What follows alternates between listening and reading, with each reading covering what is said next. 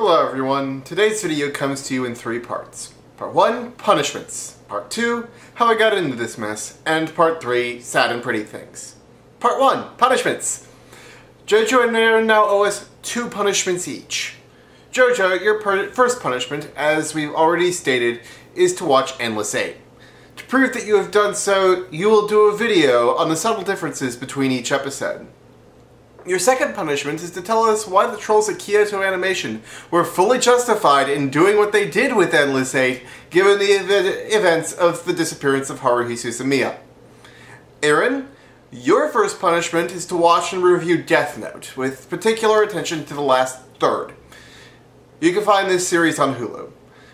Your second punishment is to watch and review the live-action film Battle Royale, which you can order from Netflix. I justify the latter by saying it was based on a manga. All punishments are due by August 15th. Aaron, don't feel any particular pressure to do yours in any order. It doesn't matter. Part 2, how I got into anime. I was always an animation fan.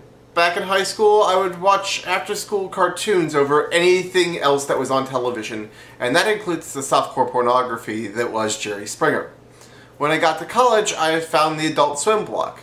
I didn't have cable until I got to college, and I realized that not all animation was for kids.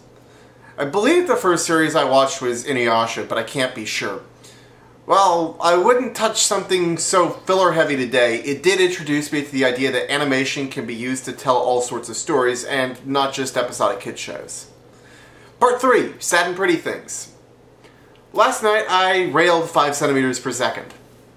Having seen Voices of a Distant Star some years ago, I knew that I could expect pretty things. The films were done by the same man, Makoto Shinkai.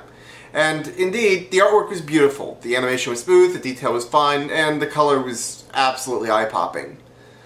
I did not cry like a bitch as I expected, largely because I suffered similar heartbreak in my own past. This isn't to say I didn't enjoy the film, it hit home quite hard. For various reasons that I'd rather not discuss on the internet. But, yeah, you should watch it. If you haven't already. Sonia, I'll see you tomorrow.